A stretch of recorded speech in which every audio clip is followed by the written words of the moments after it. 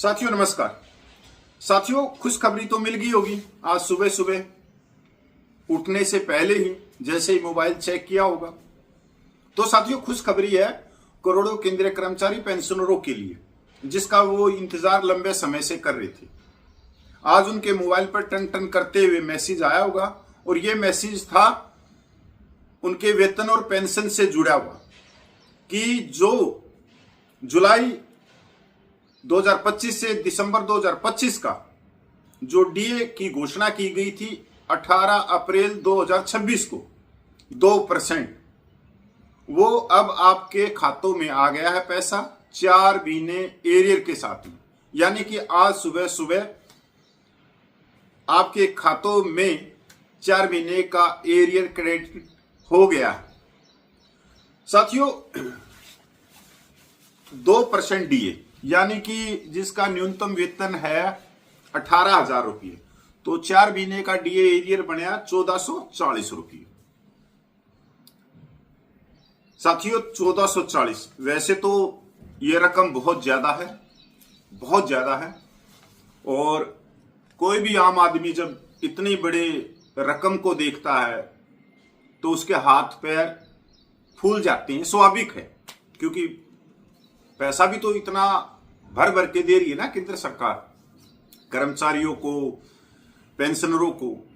वो कर्मचारी, वो पेंशनर जो देश के विकास में भागीदार हैं, जो देश की सरहदों की रक्षा बॉर्डर पे खड़े होकर कर रहे हैं, वो कर्मचारी जो पूरे देश को चला रहे हैं। अब उनके खातों में इतनी बड़ी रकम आ गई तो स्वाभाविक है हाथ पैर फूलने। साथियों ऐसा पहली बार हुआ 15 सालों में, पिछले 15 सालों में, कि जो डीए की घोषणा होली पे हो जाती है वो होली निकलने के बाद 2 महीने के बाद 18 अप्रैल को की गई और 8 मई यानी आज 4 महीने एरियर के साथ में उनके अकाउंट में आ गया। साथियों सबसे बड़ा सवाल यह है कि ये जो 2% की बढ़ोतरी हुई है, क्या कर्मचारियों को महंगाई में कोई राहत मिलेगी इस पैसे से, या सिर्फ ये एक मजाक बन के रह गया? क्या है एआईसीपीएन जो आंकड़े जारी करता है, वो कौन से रेट उठाता है? क्या सरकारी रेट उठाता है या मार्केट की रेट उठाता है?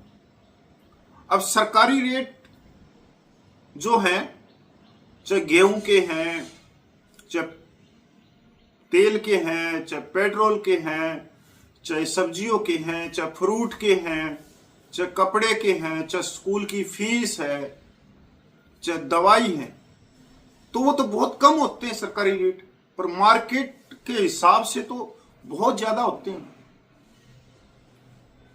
अब आप कोई भी देखो, कोई आप छोटा मोटा प्लाट ले रहे हो तो मार्केट रेट तो उसके बहुत ज्यादा है और सरकारी रजिस्ट्री बहुत कम है। तो ये जो महंगाई के जो आंकड़े नापने का जो साधन है, क्या ये पुराना नहीं हो चुका है आज के दिन कि सरकारी रेट पे आंकड़े जारी कर रहे हैं महंगाई के, जबकि मार्केट में तो आसमान छू रही है महंगाई। अब ये जो 1440 रुपये आए हैं, इतनी बड़ी रकम आई है, इसको कहां निवेश करे कर्मचारी? तो भाई मेरी तो सलाह है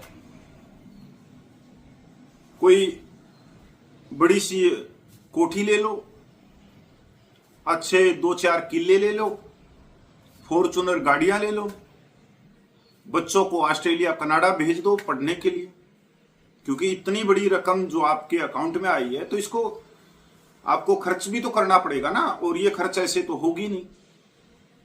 साथियों सवाल पूछना सीखो, क्योंकि इस देश को नेता नहीं चला रहे। इस देश को अगर कोई चला रहा है तो वो चला रहे हैं कर्मचारी वर्ग, और कर्मचारियों की जिस तरह से दुर्दशा हो रही है आज के दिन, तो कोई भी कर्मचारियों की हक की आवाज सरकार तक नहीं पहुंचा रहा।